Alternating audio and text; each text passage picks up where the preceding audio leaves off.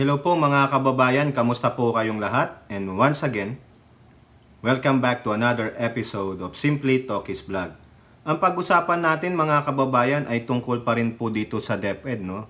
Yung previous video natin, it's all about DepEd, yung tungkol po sa mga laptops, mga school learning materials, no, na kung saan yung po ay itinengga ng magaling na pusit ninyong former DepEd Secretary Sara Duterte.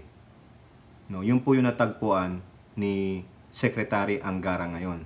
At the same time, yung bidding process sa pag-procure ng mga laptops ay sinasabi ng isang mambabatas na si Representative Bungalon ay isang rig. Yun po yung sa ating video. Ito naman, duduktungan ulit natin yan. No? Kasi marami pa pong nakitang kabalbalan ang mga mambabatas base na rin sa report ng COA na naman. Yon, hindi lang confidential funds ang problema. May isa pang programa na problema ang idinulot sa mga mag-aaral. Mag-aaral ito. At the same time mga kababayan, ang mga mambabatas po natin, lalong-lalo na yung mga umattend dun sa hearing na itinagal ay 7 oras. Grabe kayo, no? Talagang love na love nyo si Secretary Angara, no? Na may umaasa po sila na sa pamumuno ni Secretary Angara, maaayos po o kahit papano mabibigyan solusyon ang mga problemang dapat na masolusyonan kaagad. No? Marami pong mga mambabatas dito ang nagpapahayag sa aking pong opinion ng pagsuporta sa ating butihing Secretary Angara, no? At yung kanilang take sa ugali ng new secretary at former secretary, no? At si Senator Hontiveros, meron naman din pong inaasam dito. Malamang mababasa natin yan kung ano yan. At magandang balita sa mga guro. Ayan ha.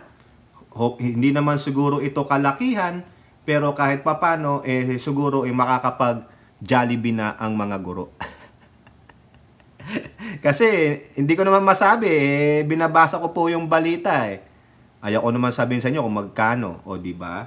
Pero bago po tayo magpatuloy, tayo po ay magbibigay pugay sa lahat ng ating channel members, followers, subscribers, nagla-like at nagsishare ng ating mga videos, sa mga nagbi-video replay, sa nagsishare ng kanilang blessings through super chat, super stickers, and super thanks, at doon po sa mga nakakasama natin during our video premiere and live stream. FYI lamang po mga kababayan, kaibigan at katokis, ang ating live streaming ay between the hours of 5:30, sometimes maaga, basta gabi po ninyo sa bansang Pilipinas. No, mga 8 or 9 p.m. ang start. Philippine time po sinasabi ko. Kung wala kayo sa Pilipinas, check nyo na lang yung inyong oras. Ngayon, ang video premiere, hinihingal na po ako mga kababayan. Iba na talaga ang damatans. 7 a.m. Philippine time, may video premiere tayo kung meron man. Tayo na lang mag-notify. Pag hindi kayo nano-notify, hindi na kayo nano-notify, ibig sabihin, tayo po ay hindi na nire-recommend ni YouTube. Marami na kasing nagre-report ng channel natin. Kaya wag kayo pong matakot o mag-alala kay Talkies. Mawala man yung Simply Talkies Vlog, di magkaroon tayo ng Simply Talkies Vlog 2.0. Di po ba? Kasi marami na po tayong nasasaktan na sila. Kaya sila po ay mga pusong mamon, mga heartbreakers na nangatamilmil na pusit, nire-report na po tayo. Kaya minsan din na kayo nakakatanggap ng notification. Hindi na po nare-recommend yung channel natin. Kasi hindi nyo naman pinanunood talaga. Biruin nyo, hindi na tayo nakaka 10k views. Wala nang ganon. Diba Elora? 1,000 na lang, 500, ganon? Kayo naman. Maski na 3 minutes, okay na yun. Tapos like, sabay babay, Talkies, ganon. Okay. Hindi ko na po kayo ma-shoutout lahat. Road to 50k po tayo. Sana magkatotoo sinabi ni Doc Desi. Bago matapos ang weekend, maka 50k subscribers na tayo. At nandito pa rin po ang mga panauhing pandangal natin pero nag-iisa na lang. Si Mama Lenlen. Di ba Mama Lenlen? Oh. Tama! Nandito pa din daw siya. Hindi niya ako iniiwan. Oh. Ito po mga kababayan, hindi ko po pinopromote pero masarap po. Binigay po ni Ilora. Oh. Oh. Reels. Produkto ng Palawans. Palawans best. Ha? Ayan oh. Truly Palawan, Reels, oh. Honey, calamansi, banana chips. Ang daming naibigay ni Elora. Ang dami kong mga kumarit, kumpare nagbigay ng banana chips, no? Puro banana chips. Mukha na kaming unggoy dito. Masarap po, masarap, ha? Oh, ito naman, kinain ko lang ngayon. Spanish bread. Oh, diyan po sa San Diego, oh. Ang sarap din. Pero mas masarap pa rin yung sa atin, yung Spanish bread natin. Kasi ito parang may ibang timpla. May parang hindi siya 100% Pinoy. Yung sa atin, 100% Pinoy. Iba po kasi yun eh. Parang kinamay-kamay na mga asuka. Doon po sa amin sa Gapo, meron yan eh. Makakain nga kaming ganito noon. Ay ba, yayamanin na kami. Alam niyo yung Goya chocolate noon? Makatikim lang kami noon, makabili kami sa tindahan. Yayamanin na kami. Oh, di ba? Saka yung tsokolate na yung kulay ganun mahaba, hindi nakalimutan ko yung pangalan. Di ba? O yung bubble gum na meron bang bubble gum na boy? Yung pangalan boy. Wala po talaga kami noon eh. Ano nga lang kami yung, oy, pengi naman. Hamang sharing is caring. Matikman lang ba? Wala talaga eh. Oh, father ko, tricycle driver. Nanay ko, nagpapa-ending, nagpapa-high alay, weteng. Para lang makasurvive. Nakasurvive naman kami. Di ba? Kaya salamat sa parents ko, tinaguyod kami. Ang sabi lang, mag-aral kayo mabuti. Yan lang ang magiging pamana. Wala nang iba. Wala tayong bahay, lupa. Wala. Pulubi. O, nakasurvive naman kami sa awan ng Diyos, no? At sa awan naman ng Diyos, nandiyan kayo, no, ng mga nagsishare ng blessings. Para kay Adam James. Nako, tibang-tiba yung bata. Kay Ate Beth M. Nako, salamat. Kay Miyu, yan. Kay Ilocana Kana, no? Kay Carclea, RN Tusens, si Ate Wanabet, oh, si Ines. Sila po yung mga mahilig magpakulay sa ating channel. Okay, hindi po kayo persadong magpakulay, ha? No, kung natutuwa naman kayo, may mga excess kayo diyan, oh. Tuwan-tuwa po yung bata. Kahapon nalugi na naman. Ikaw talaga RN Tusens, ikaw may kasalanan. Abono na naman ako. Ang daming pinamili na naman. Corn dog, pansit, yung kanyang pagbibili kami ng drinks, yung boba, naggagawa sila nung parang pancake, yung waffle. Sus mio. Talo ako, $30 eh. Anak ng siopaw ka, Clea. Wala, papabili pa ng McDo, wala na akong pera. Sabi ko, lugi na ako sa iyo eh. Sabi ko, mag-diet ka. Di naman tiyan mo, laki pa sa akin, oh. Sabi ko.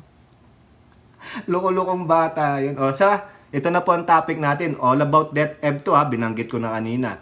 Continuation po to nung previous video natin, okay? Sana wag kayong magsawa.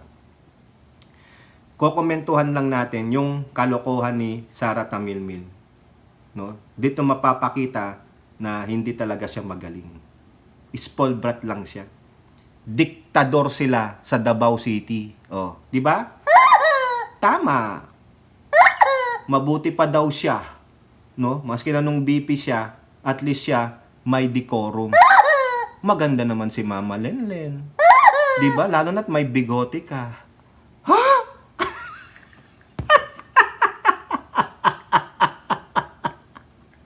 Nakita niyo yung reaction niya? Ha? Miyu, nakita mo yung reaction niya? Nabigla siya. Ha? Ano nagsasabi mo? Nanahimik ako dito. Sabi niya lumabas ka na dyan. Nagbabanal-banalang ka pa eh. Okay, let's go. Politiko. DepEd under fire only 10.98% of learning tools budget use. Disappointing. Di ba nga yung sabi ni Louis Stroh, nung 2023, yung budget mo, hindi mo naubos yung 11 point something billion, tapos meron kang budget for 2024 for the same program, DepEd Computerization Program, ang naubos mo lang 2.18 billion. Tapos ang dahilan mo kasi inuubos mo yung previous year, itong 2024, gago. One Rider Party List Representative Gutierrez criticized the department failure to utilize the billions of funds for the Learning Tools and Equipment Program from 2021 to 2023.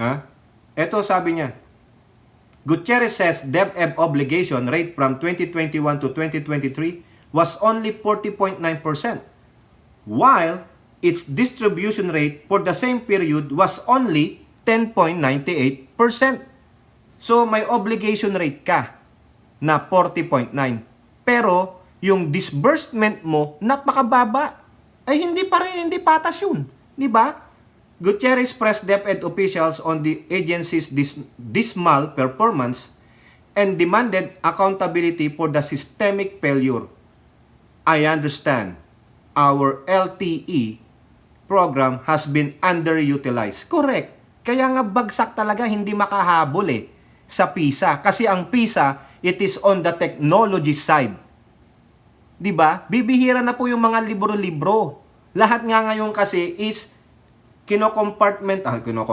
nilalagay sa technological side para mas mabilis. Dito nga, bibihira ng ibang mga bata magdala ng libro. They have their tablets. They have their laptops to supplement it. Kasi kung nandun naman na sa technological devices mo, yung dapat na basahin mo, why not there? Hindi na magbasa ng libro, ang bigat pa niya, lalo pag hardcover. Di ba? Biruin mo yan. DepEd Undersecretary Gina Gonong acknowledged the low utilization rates and attributed to... Ito na naman tayo Ang pinaka number 1 na dahilan nila is the procurement challenges. Procurement. Bakit? Kasi sa Bids and Awards Committee, pinatatagal because of what? Elora, sipsipin mo ang 30 to 40%. Ibigay mo na ang para sa amin, di ba? Sino ang mga nasa Bids and Awards Committee ng Procurement? Nabubulol ako, leche. Ate Maite, nabubulol ako, leche. Hijo de, barbaridas. Ano pinagsasabi ko, Ate Maite? Turo mo akong mag-Espanyol. Ay, kinana.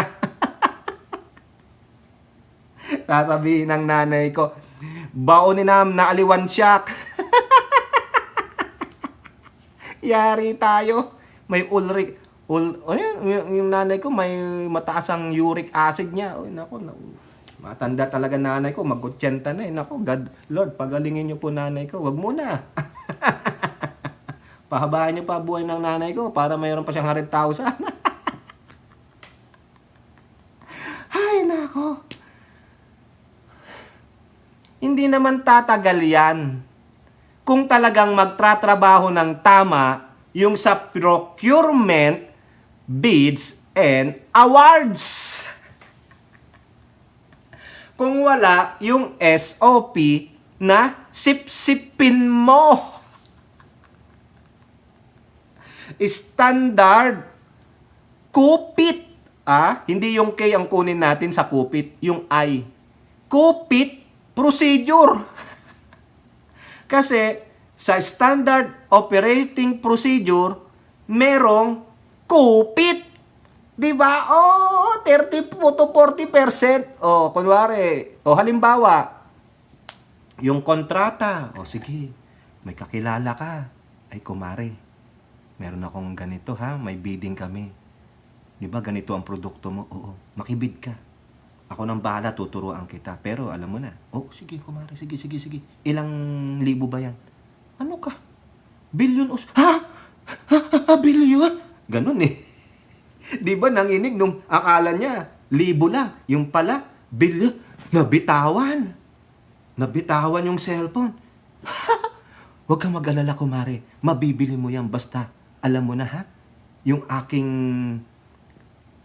yung istro ko, ha? Bigay mo. Kailangan malaginto. Ay, hindi. Diamond, ha? Gusto ko nung bracelet, ha? Yung 21K o 24K.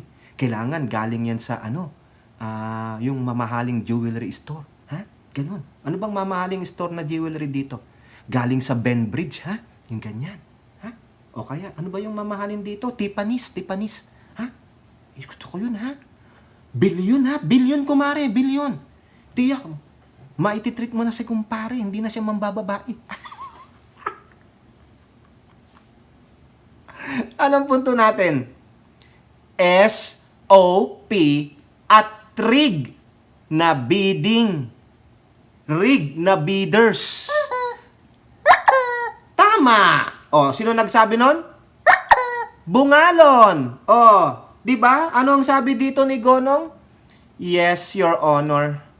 Una pong step na ginagawa namin ay yung early procurement activity. Sinabi yan ni Anggara, hindi naman nyo ginawa yung panahon ni Tamilmil eh. Kunwari pa kayo eh. Diba? Starting this year, nag-prepare na po kami para sa early procurement activities ng ating mga learning tools and equipment. Really? Really? Come on. O, ang sabi pa ni Gutierrez was not content with the response. O, tema. Maski na ako, hindi ako kontento. I disagree with you, Mr. Undersecretary Gonong. Bakit ngayon ka lang nagsasalita? Bakit di ka nagsalita nung panahon ni Tamilmil? And push for more transparency and demanded the deeper investigation into the DepEd procurement failures. It could be a number of factors. It is very hard for us to just simply leave it as procurement problem. Correct. I hope you understand, Madam Yusek. That's where here to look for solution. Gonong elaborated that failed procurement process including repeated failed biddings.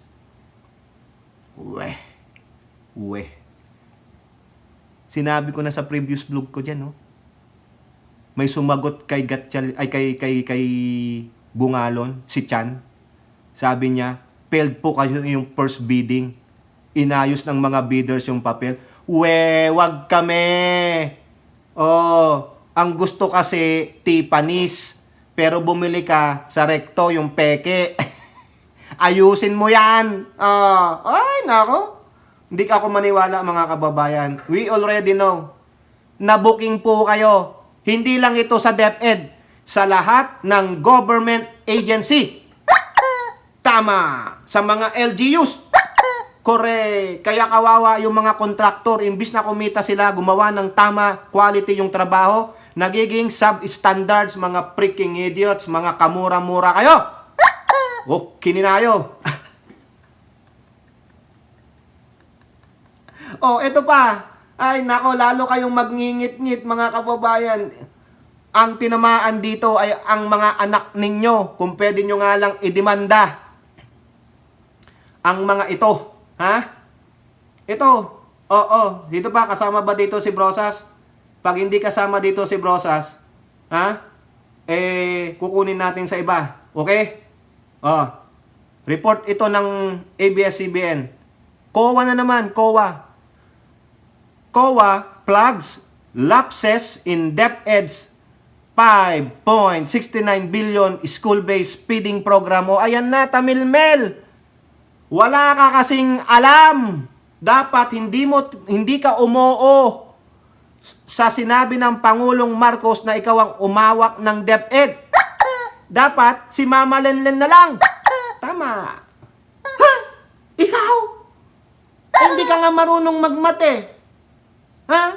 Ba't ka pa sumasagot? Napraning na, Miyo. Napraning na ang kuya mo, Miyo. Nakakausap ko si Lenlen eh. Diba? Hindi niya pala kaya, tinanggap-tanggap niya. Tingnan nyo, ang laking problema nito, naapektuhan ang feeding program ng mga bata. 5.69 billion school-based feeding program. COA na nagsabi nito. Based on COA's annual report for 2023, state auditors found 21 school division offices, the SDOs, reported delayed implementation of regular and milk feeding components.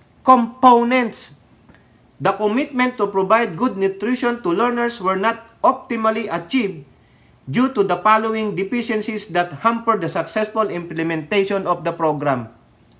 A. Delayed implementation of both regular and milk feeding components in 21 SDOs. B. Non-compliance with the technical specification and other deviations from the DepEd operational guidelines. Nako, ang dami nyong kinet na ganito. Pero ang gusto nyo lang, magkano ang sa akin? Kailangan kong bumili ng Hermes bag. Dabis-bilisan ninyo at baka mag-inflation. Lalo lang lalaki ang SOP. C. Non-reprogramming of unutilized fund. Ay, wala talagang alam. Shiminet, ha? Sara Duterte, makinig ka sa sasabihin ko. O yan ang sabi ni Lenlen, ha? Shiminet like what I'm gonna say. Shiminet like what I'm gonna say. What you wanna say, Tokis? Shiminet, BP Sara Duterte, see you next Tuesday. If you understand that, alam mo na. Okay? Kakahiya. Moreover, payment of nutritious food products prior to delivery and other lapses in the procurement as well as inspection and acceptance of deliveries were not noted in audit. Magaling kasing magtago. Whitewashing. Among the goals of the SFBP is to provide nourishment for the growth and development of the intended learners and help boost their immune system. Walang nangyari. It has two components which all beneficiaries must receive the regular component of hot meals and the milk components. Yung pasteurized, sterilized milk, good for 33 days feeding days o more than a month. But in DepEd offices in Metro Manila, Central Luzon, and Northern Mindanao, state auditors found issues in the quality, packing, and expiration of some delivered food items. The Aurora SDO o yung School Division Offices said pests or insects were found inside the caravan, yung parang Nutriban, or Milky Buns, and the squash Nutribans intended for students. Nakakasuka. Parang yung panahon pala namin, may amag. In Bulacan, the division reported rotten, unripe, or crushed food items among these delivered to them. The report also cited Bulacan and Meycauayan City for not conducting feeding activities daily. In Misamis Oriental, 1,000 pieces of e-Nutriban delivered from September 2023 to 24 were sent back to the supplier for replacement because they had molds and discoloration 1 to 2 days before expiration. Ay, tarantado. Paano nangyari to? Some items delivered were reported to be in poor condition due to packaging issues. The COA also found that the students who were supposed to receive the Nutribans were not available or absent, resulting in the food items being given to other learners. The teacher claims their decision, citing spoilers. Oo nga naman, sa Iligan, may irreconcilable expiry dates. Sa Quezon City, SDO reported that root crops and fruits were not individually packed in cling wrap or paper and that some food items were smaller or lighter than required the contract. Anak ng tokwa naman. The COA report showed that 21 SDO across the country did not receive milk on time or not at all. Mandaluyong, Pasig, Ifugao, Baguio, Benguet, La Union, Oriental, Palawan, Camarines Sur, Zamboanga City, Bukidnon, Valenzuela City, Malaybalay, Tagum City. Sa lugar to ni Tamilmil. South Cotabato, Sultan Kudarat, Agusan, Butuan, Kabadbaran, Surigao, and Surigao del Norte. Ang dami. Bakit ka pa nagtagal ng 2 years? Dapat sinabi mo na lang, Mr. President, I cannot do that. Wala pa akong background sa education. Wag na lang mo akong bigyan ng cabinet post. Mag-antay na lang akong maimbalido ka, mamatay ka para ako ang magpalit. Pero yung ganyan, that's too much for me. Kaso, you just, sige, itry ko. Maski na DND ang gusto ko. Nakakahiya, oh. Hindi ko na po basahin yung sinabi ng auditor. It's very, disappointing. Ang laki pala ng problema nun. Ba't hindi sinabi ni Tamilmil yan? Why you did not tell that to the President? You should have reported to the President. So the President will just say something about it and do an appropriate action about that problem. Mind you, it's the kids. It's their health. If they are healthy, therefore they can think properly. Baka namang ginutom talaga ninyo para hindi makapag-isip ng tama. Tapos i-blame sa Pangulong Marcos. Naghihirap at nagugutom na kami. Paano maghihirap at nagugutom? Yung binigay nyong mga baunin na yun. Ano ba ang gano'n sa Kapampangan? Nakalimutan ko. Ate Rebecca, nakalimutan ko. Eto pa ha. Si Brosas may sinabi na. Manila Bulletin, wala sila Brosas doon. Talagang COA lang yun. Inamag na. Brosas hits distribution of moldy nutrients under DepEd feeding program. Nakakahiya. Ito sabi na lang ni Brosas, basahin natin ha.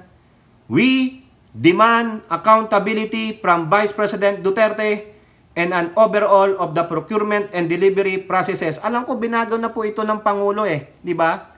Pinabilis niya ang procurement processing pero I think you have to tweak some more, no?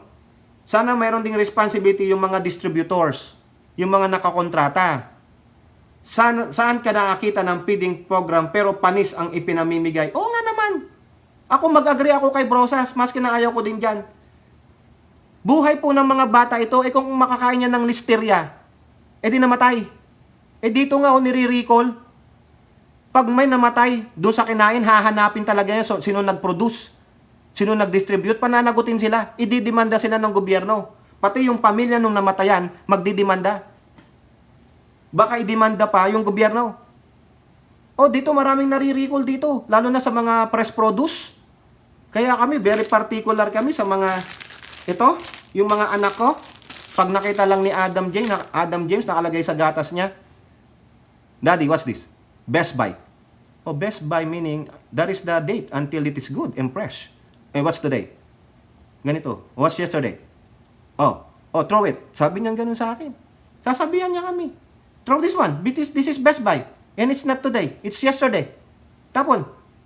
Ganun. Mga anak ko ganyan. What's the expiring date? Kasi, di baling hindi mo na makain kaysa naman maghirap ka sa sakit ng tiyan at gagastos ka ng malaki sa ospital na maaaring pang ikamatay. Kaya dito hindi pwedeng wala yung expiration date, best buy, use by. Ayan, tulad nito, expiration date. Hanggang dyan lang. Pag expired na, itapon nyo na. Wag na pwede pa yan. Kasi sa atin pwede pa Diba? Pwede pa i-freezer yan. Ganyan, Paano pagkakain mo, sumakit ang tiyan mo, naapektuhan ng bituka mo, nagka-cancer ka na sa bituka, babay, hello, satanas, ganon? Diba? Tinrato ni VP Sara Duterte na parang busabos ang mga kabataan. Hindi, wag kang ganyan, Brosas! Maraming magagalit na mga didiset sa'yo. Wag kang ganyan! Oo nga naman, sister. Makinig ka sa akin. Ako ang mama Lenlen mo. Sisigaw ng, ang daming naghihirap. Ang daming nagugutom. Bauninam, ikaw nga ang nagpaano ng nagugutom. Imbis na aksyonan ang mga report, pinabayaan na lang na ipamahagi yung mga sirang pagkain, masabi lang na nakapag-feeding program. Correct. Tama yan. This issue not only highlights administrative lapses but also underscores a grave injustice against children who are left vulnerable to malnutrition and its detrimental impacts on their growth and development. Okay na yan. Huwag mo nang sausawan yan. Sisihin mo na lang si Tamilmil, Brosas, okay? Demanda mo siya. Kayo pong mga magulang, magdemanda kayo. Pag yung nagkasakit ang anak nyo dahil kumain ng Nutriban, gatas na bulok, demanda nyo. Demanda nyo si Tamilmil. accountability and transparency, yun ang wala ang mga Duterte. Tapos ang maisog na kampi sa mga Duterte at Kibuloy, sumisigaw ng transparency and accountability. Ang mga bauninayo. Sige. Ano ba sinasabi ko? Bala na, mag-aral na lang kayo dyan sa mga Pangasinesi. Mga bauninayo. Oo nga, di ba? Talagang see you next Tuesday itong si Tamilmil eh. Eto na. Si Representative Amatong may sinabi. Para kay kay Secretary Angara. Politiko. Bakit nagsaper ang mga bata? Amatong hopes Sani Angara can fix DepEd woes left by Tamilmil. Zamboanga del Norte Representative Adrian Michael Amatong expressed his hope that newly appointed secretary could address the problems in the education sector he inherited from the previous leadership. Ito na po sabi niya. Akala ko naman wala tayong pondo. Meron pala. Tanga ka naman pala, Amatong. Kita mong number 1 nga yan sa budget sa GAA Hindi mo alam yun? Di ko maintindihan anong klaseng katarantaduhan ang nangyayari. Bakit nagsasaper ang mga bata? Kasi po, kung wala tayong pondo, maintindihan ko Pero bakit po DepEd? Bakit po? Meron naman pala. Ay, naiyak si Amatong. Ayan. Amatong said that the failure of previous DepEd leadership has left many students, especially those in poor districts, without textbooks and other essential learning tools. Di ba? Nakita nyo? Ang mga mambabatas na ito sa mga lower house, hindi nila nakita na ang problema ng kahirapan at kagutuman ng mga kapwa natin Pilipino, lalo na mga mag-aaral, dulot ng gobyernong Marcos. It's the DepEd.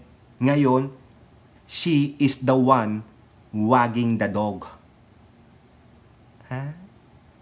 Diba? Dinadivert niya. Gumaganong-ganon ang puwet niya. Gago. Baka binabackdoor ka lang. Sino yun? Shoot mo. Diba? It's the diversion. Pass the buck. Diba, Hattori? Pass the buck. Siya pala yun. Nagugutom na kami. Naghihirap na kami. Yung pala, kayo yon. Kayo ang may kasalanan ng kagutuman at paghihirap ng mga estudyante. Gusto nyo pang patayin dahil sa mga bulok. Diba? Eto pa, ang sabi naman ni Amatong. However, Amatong expressed optimism with Angara at the helm, praising his commitment to tackling these inherited issues head-on. Ayan, pinapurihan na po. Well, make sure, Your Honor, that we will coordinate with you. Tayo, we pledge to be fair in the distribution of classrooms. Pagbigyan nyo sana dahil bago pa po kami. Give us a chance to show. Ipakita po namin yan. Makaka-deliver po kami. Diba? Pero ang sabi ni Amatong, alam kong kailangan mo ng milagro dyan para maitama lahat. Angara said, he is committed to making extraordinary efforts to address this concern. Ayan ang optimism. Diba? Even though napakamahirap na task, parang ang hirap akyatin ng Mount Fuji, sabihin mo, with proper training, I think I can do it. Even though it's not doable for me. Di ba? Or even though it's very impossible, but I can try. Ganon, di ba? The sense of optimism. Di ba? Ano lang ang sabi ni Amatong? Amatong urged Congress to fully fund DepEd's request. Nagre-request pa pala. Bigyan nyo! Tingnan natin ang magagawa ni Senator Angara. Kasi sabi niya, pagbigyan nyo po kami. Okay, pagbigyan natin. Bigyan nyo ang additional 30 billion for classrooms. Sige, pagbigyan. Dagdagan ng feeding program. Ngayon, Senator Angara, pag may problema sa yung kinontrata nyong mga feeding programs, yung nagdi-distribute ng mga Nutriban o ng pagkain, gatas, pag di sila makapag-deliver, may mga amag-amag na, panagutin ninyo. I-penalize ninyo. Huwag yung tanggapin yung deliveries. Ibalik nyo sa kanila. Walang ganun. Sila ang nag-failure. Tama naman ang binayad nyo. Magbayad din naman kayo ng tama. Sabi pa ni Amatong, let's ensure that every student has a proper learning environment. Correct? It's about time. Di ba? Ano pa? Sabi dito ng mga lawmakers, politiko ulit, breadth of fresh air. Sani Angara's professionalism stands out versus Sara Duterte's combative stance. O ayan, o nga naman. Si Sara Duterte dumating na Rambo na parang wrecking ball. Sabi ni Bungalon dito lauded Angara's respectful and diligent approach, emphasizing his ability to address every question from lawmakers despite only having been at the helm of tinan mo, wala pa palang 2 months, 6 weeks pa lang siya. Sabi ni Bungalon, Secretary Angara's professionalism and composure during the hearing reflect a true commitment to public service. His respectful engagement was breath of fresh air. Tama! Hindi tulad ni Tamilmil, para siyang Rambo na may dalang wrecking ball. It's impressive that Secretary Angara handled this issue so well, especially considering that he inherited this problem from the previous administration. Sabi naman ni Jude Asidre, Angara has already shown his capability to lead with respect and integrity. This is a stark contrast to what we saw from the Pusit, who during her own budget hearing displayed a sense of entitlement and resorted to bullying tactics that have no place in a democratic institution. Correct. Angara's leadership or willingness to engage constructively, even with the tough question, is a testament to his dedication and a significant departure from the combative stance of his predecessor. Si Janet Garin naman, Secretary Angara's ability to respond clearly and respectfully to every inquiry sets a new standard to leadership at DepEd. Suportahan nyo naman po. Suportahan nyo siya. Diba? Hindi lang siya. Diba? Alam ko, mahusay si Angara. No? Gusto ko nga pong ma-meet yan. No? Ang gait yan. Ang ganda ng demeanor niya. Tama po yung sinasabi nila dito. No? Sino pa dito? Yung sila lang naman 3. Okay? So, breath of fresh air. Bakit? Nag-mint po siya. Nag-spray muna siya na. Di ba, Miyu? Oy, amoy sibuyas ako. Tingnan. Okay, may mint ka ba dyan? Kasi breath of fresh air Kasi yung isa, punong-puno ng bawang at sibuyas. Ay, ang baho! Ay, ang baho! Ayaw naman ni Mio nang makakaamoy ng gano'n. Ayaw naman niya yung jowa niya, hahalikan niya, amoy sigarilyo, amoy sibuyas, amoy, bawang. Anong gagawin ni Mio? Hindi na kukuha ng toothbrush. Mag-spray ka. Di ba, Elora? Paano mo hahalikan yung jowa mo, mister mo? Kung amoy sigarilyo, amoy alak, amoy baho nun. Breath. Ikaw, Mama Lenlen, paano? Lagi kang nakanganga tingnan nyo nakanga. Ay, ang ganda naman daw pala ng toothpaste niya. The closer I get of touching you, the closer I get. Ano yon? Elora, Ate Beth M, ano yon? Anong toothpaste yon? Sige nga, tingnan ko nga kung alam nyo. Sige. Mama Lenlen, anong toothpaste mo? Yung may bigote.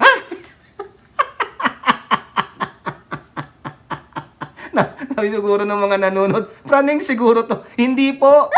Special guest po to. Dilawan, si Mama Lenlen. Wala po akong makitang pink Meron na ba kayo nakitang pink na manok? Wala, di ba? Siyempre. Oy, mga mengs, dito na kayo. Mag-subscribe na kayo. Gawin yung 100,000 to. Saka yung views ko, Gawin yung 100,000. Tawang-tawa naman dito si Maria Ignacio. Tawang-tawa na naman yan. Kung taga saan ka man, Maria Ignacio, siguro tuwan-tuwa ka dyan, no? Mamaya, nautot-utot ka na dyan sa kakatawa. Ito po, mga kababayan. Punta tayo kay Hontiveros, Manila Bulletin. Ang mamamatay na yata ako. Hindi na ako makahinga, Elora. Ang sakit na ng dibdib ko. Ano ba yan? Hontiveros, DepEd officials must still account for VP Sara's 2023 confidential funds. Tama naman yan. Tama yan. No? Yun na lang masasabi natin. Tama yan. Panagutin nyo po. Okay? So, ang haba po ng sinabi ni Hontiveros, pero ayan na lang yan. Summary. Dapat lang. Ako. Yung mga DepEd officials na yan, nakasama ni Tamilmil na nagsipag-resign, kasi alam nila Magigisa sila Sila ang sasagot sa budget hearing ngayon kung nandun pa sila. Ay ang sumasagot yung mga pumalit si Kan, no? 'Di ba? Si Gonong na nandun na, hindi niya maalam yun. Huwag niyo idahilan ng procurement. Tingnan niyo, hindi kayo sinalo ni Angara because he wants to know how far o how good are you. Pero ang dinadahilan niyo procurement, no? 'Di ba? Oh, eto na. Huwag na natin i-expound yung sinabi ni Hentuberos. Yun na yun Alam na natin naman yung sasabihin niya base dun sa title. No, nakakapagod din. Kung gusto niyo kayo na magbasa doon, no? Ako bumapayag ako. Dapat imbestigahan sila, managot sila. No? May accountability sila doon sa confidential fund na yun na 125 million. Ang ginastos para sa ay yung mga disallowance na 73.28 million. Pinababalik na nga pinababalik na. Oh, balik mo yan, tamilmil, manghingi ka dun sa kuya mo ng 51 billion. Etong good news. Sa akin good news, maski na siguro kakaunti ito, good news pa rin ito. Payday boost. Public school teachers to receive salary hike in September. Yan po. Yung mga public school teachers, salary hike. Huwag na po kayong magreklamo sana Siguro unti-unti yan. Nandyan na po ang butihing secretary, Angara. At sabi na rin mismo ni ACT Teachers Party List, Franz Castro ako hindi ko kinakampihan yan. Pero sabi niya, since nung teacher days pa niya, kilala niya na si Angara na talagang pro-teachers. Ina-advocate niya lahat ng bills para ma-increase ang sahod ng teachers. Di ba? All public school teachers, along with other employees of the DepEd, will receive their salary increase. No. Sa akin hindi pwede. Teachers lang. Hindi pwede itong mga ibang DepEd ito na employees. Wala kayong ginawa Walang nag-squill sa inyo, walang nag-whistleblower sa pagiging tanga ni Tamilmil. Yung hindi siya naging transparent and accountability, tapos kayo nananahimik kayo dyan, magsasahod pa kayo. No! Hindi dapat kayo bigyan ng sahod, hindi kayo tamang bigyan ng aumento. Only the teachers, ibigay yung sahod nila. Yung increase nitong mga employees nitong DepEd. I don't care. Naging tahimik kayo, naduwag kayo. Wala kayong prinsipyo, hinayaan nyo yung isang demonyita na maghari-hari dyan. Wala man lang nag-whistleblowing. Di ba? O ngayon, labas ang kabahuan ninyo. Dahil naging parte kayo ng kagaguhan, katangahan ng pagwa-whitewashing ni Tamilmil. Hindi kayo nararapat bigyan ng salary increase Hindi po teachers ang sinasabi ko Kasi sabi dito all public school teachers along with other employees of DepEd. Ba't kasama yung other employees of DepEd magkakaroon ng salary increase? Hindi yan. Dapat may salary freeze kayo. Hindi pwede Wala kayong ginawa Anong ginawa niyong maganda sa DepEd? None! Because natakot kayo kay Tamilmil. Hinayaan niyong maghari-hari yung demonyitang spoiled na yan. During Monday night's briefing on the House Committee of ACT Teachers Party List, Franz Castro asked about the salary increase that was promised by President Marcos Jr. Tingnan mo. Di ba Castro? Tingnan mo, ang presidente lang palang Marcos ang makakapagtulong sa'yo, makakapagbigay niya ng increase sa teachers. Pero kung bira-birahin niyo ang Pangulong Marcos, grabe kayo. Education, Yusek Annalyn Sibilia said starting September, September na, Sibilia, all DepEd regional payroll system units are authorized to release the salary adjustment. Magkano? Kasi po dito, nung binabasa ko ito, hindi po alam Hindi sinabi dito kung magkano ang salary increase ng mga guro. Pero yung isang grupo, nung nalaman ito, alam nyo, nirereklamo nila, 20 pesos lang daw Di umano. Totoo po ba na ang itinaas lang ng salary ng mga guro ay 20 pesos? Ayoko na magmura. Anak ng teteng. Magkano ba isang burger ngayon sa yung Aloha Burger sa Jollibee? Puta, baka abonodo pa, RN 2 cents. 3 regions have released their salary differential. 5 regions are already partially released and the remaining 6 regions are in process. So, effective September, they will already get their salary differential and the January to August. Makuha din po nila lahat ng taga-DepEd. Ako ang gusto ko lang teacher. Ayaw ko yung mga DepEd employees na yun. Kung nagtatrabaho sila sa DepEd na mga non-teaching, dapat yung mga USEC ASEC na yan, Hindi kayo kasama dyan. Bayaan nyo yung mga nasa school.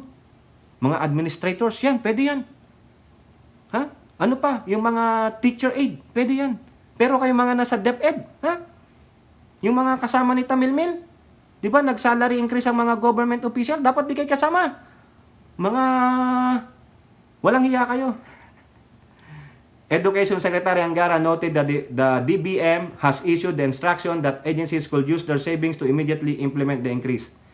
May instruction din po sila, yung DBM sa DepEd, na kung merong cash kami laying around, to i-advance na po namin yung pagbabayad nitong 26.9 billion for fiscal year 2024 to cover the plantilla positions of DepEd. O tama naman, yung mga plantilla dapat yan, di ba?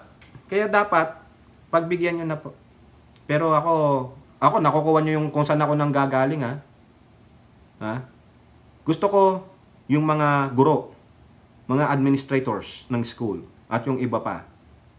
Pero yung sa DepEd, mismo nagtatrabaho, you don't deserve a salary increase. Di ba nag-salary increase ang Pangulong Marcos sa mga GOCC, mga government employees?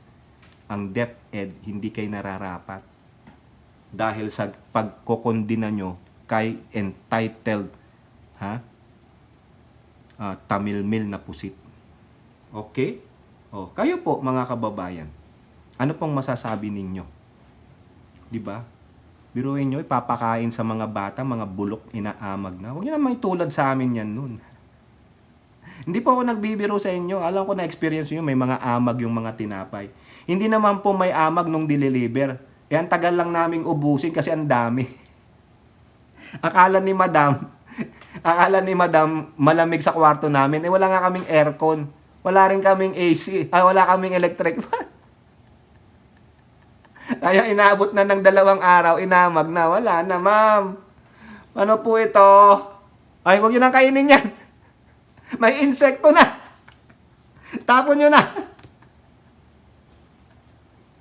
Naalala ko nung grade 1 kami. Di ba, repeater nga ako ng grade 1. Ang bata ko kasi nag-aral eh.